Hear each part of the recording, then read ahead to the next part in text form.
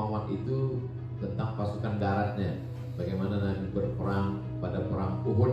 Bagaimana agaknya pasukan yang dikirim oleh Umar bin Khattab. Waktu itu panglima perangnya dipimpin oleh Amr bin As. Islam bangkit di Turki dengan pasukan Al-Fatih. Dan Al-Fatih juga dikenal dengan armada lautnya yang luar biasa. Islam juga bercerita tentang kekuasaan, Islam juga bercerita tentang bahtera lautnya, Islam juga bercerita tentang ekonomi.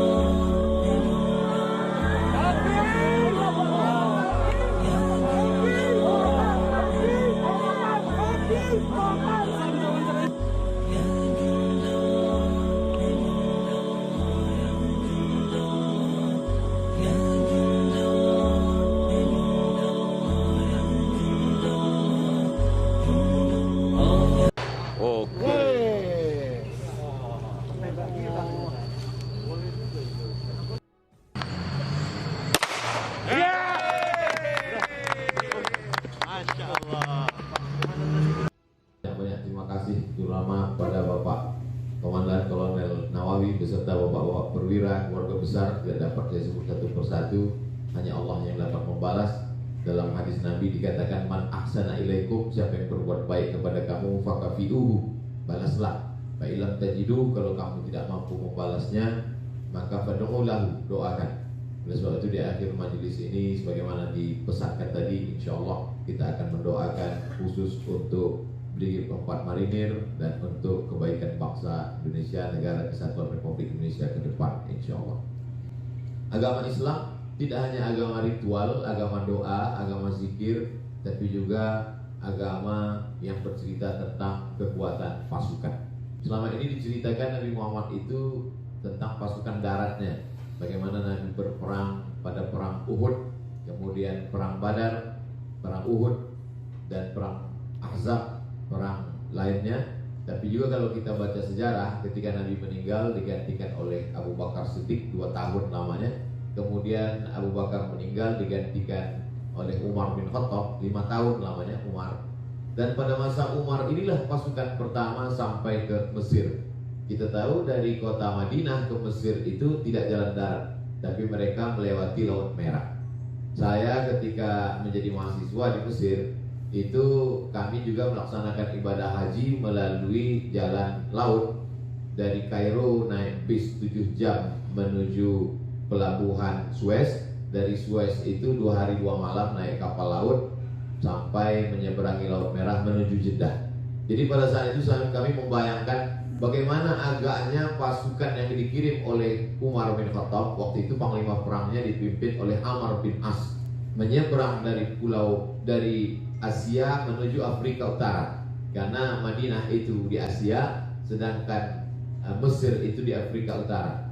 Bagaimana perjalanan mereka saat itu, yang pada akhirnya sampailah mereka di sebuah negeri bernama Fustat. Fustat itulah berubah menjadi Al-Qahirah. Al-Qahirah itulah yang disebut sekarang dengan Kairo. Dan itu hanya 7 tahun setelah Nabi Muhammad SAW meninggal, pada masa pemerintahan Umar bin Khattab. Lalu kemudian pada tahun 94 Hijrah, belum sampai 100 tahun. Jadi kalau kita urutkan dari Mesir kemudian Libya, dari Libya Tunisia, dari Tunisia Aljazair, dari Aljazair Maroko, di Afrika Utara. Habis itu semua disapu oleh pasukan umat Islam, berubah semuanya bersyahadat asyhadu an la ilaha illallah wa anna muhammadar rasulullah. Lalu kemudian dari Maroko ini tahun 94 mereka menyeberang menuju negeri yang disebut dengan Andalusia. Andalusia itu sekarang kita sebut dengan Spanyol. Dan itu juga bahtera laut yang luar biasa. Maka seorang panglima perangnya bernama Tariq bin Ziyad, belum sampai ke Spanyol, Tariq bin Ziyad membakar kapal lautnya waktu itu. Dan Tariq bin Ziyad berpidato heroik di depan pasukannya, Al-bahru amamakum wal adu wara'akum. Di hadapan kalian ada lautan lepas, dan di belakang kalian ada lautan lepas, dan di depan ada musuh. Pilihannya cuma 2. Kalau mundur ke belakang mati konyol, kalau maju ke depan mati syahid. Saat itu dia berteriak. Dan singkat cerita, pada tahun 94 itulah umat Islam masuk menguasai Eropa sampai ke Wina. Dan Islam berkuasa di Eropa itu 700 tahun lamanya. Selama 700 tahun itu berdirilah masjid yang megah, Istana Al-Hamra. Al-Hamra diambil dari kata ahmar, merah, karena dibuat dari batu mahal berwarna merah. Dan hari ini masjid itu menjadi saksi sejarah. Sampai pada akhirnya pada masa Ratu Isabella, masjid itu berubah. Lalu kemudian umat Islam pun jatuh. Memang prosesnya itu selalu 3. Pertama, pejuang. Kedua, penikmat. Ketiga, penghancur, karena terlena.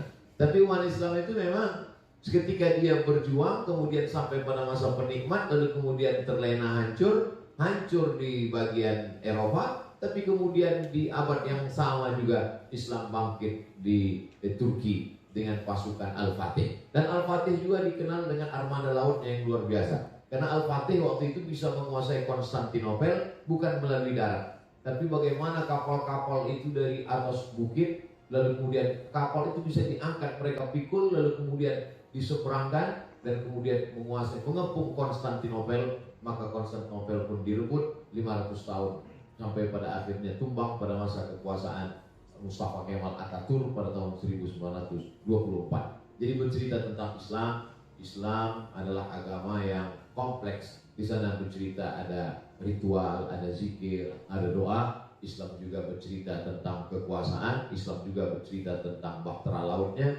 Islam juga bercerita tentang ekonomi. Maka apa tadi disampaikan oleh Pak Komandan, Pak Kolonel Nawawi, tentang ketahanan pangan, tentang Islam mengajarkan idza waqa'an ala ahdikumul qiyamah, kalau kamu sudah mau mati, wa fi yadihi fasilah, di tanganmu ada bibit tanaman, falyughrisha, tanamkanlah. Maka kenapa? Karena ketika menanam itu kita sedang menyemai benih, kita akan memanen, kita akan punya ketahanan pangan. Islam mengajarkan tidak boleh meminta-minta, mengemis. Kata Nabi, antada awaratsataka aghnia, kau tinggalkan anak cucumu dalam ketahanan pangan, dalam kemapanan ekonomi, aghnia, kaya, mampu secara finansial, khairun, lebih baik min antada'ahum ma'allatan, daripada kau tinggalkan mereka dalam keadaan miskin, susah, melarat, meminta-minta. Kada al-faqru ayyakuna kufran. Hampir saja orang fakir itu berubah menjadi kafir. Saya amat sangat merasa senang dan bangga berada di tengah bapak-bapak, berada di tengah keluarga besar Brigif 4 Marinir. Mudah-mudahan hubbul watan minal iman, cinta tanah air ini bagian dari iman. Jadi tugas Bapak, kalau tadi selama ini saya selalu menyampaikan pulau terluar, saya mulai robah istilah itu pulau terdepan. maka laut kita sebagai pertahanan benteng utama dari serangan musuh. Maka ini bukan hanya tugas negara, tapi juga tugas sebagai seorang muslim. Mati memperjuangkan ini adalah sebagai syahid. Syahid artinya disaksikan, karena jenazahnya disaksikan oleh para malaikat. Syahid artinya menyaksikan, karena sebelum dia mati dia sudah menyaksikan tempatnya di surga. Begitu yang dijanjikan Nabi SAW. Tidak merasakan sakratul maut, tidak merasakan azab kubur, tidak merasakan hisab, langsung masuk ke dalam surga Allah. Begitu dijanjikan Allah untuk orang-orang yang mempertahankan negerinya, mempertahankan bangsanya. Sekali lagi saya ucapkan banyak terima kasih. Di akhir majelis kita mendoakan Brigif 4 Marinir, mendoakan Negara Kesatuan Republik Indonesia dengan memuliakan, dengan memohon kepada Allah dengan kemuliaan surat Al-Fatihah. A'udzubillahi minasyaitonirrajim. Bismillahirrahmanirrahim. Alhamdulillahirabbil alamin, arrahmanir rahim, maliki yaumiddin. Iyyaka na'budu wa iyyaka nasta'in. Ihdinas siratal mustaqim. Siratal ladzina an'amta 'alaihim ghairil maghdubi 'alaihim waladdallin. Amin. Allahumma shalli 'ala sayyidina Muhammad wa 'ala ali sayyidina Muhammad.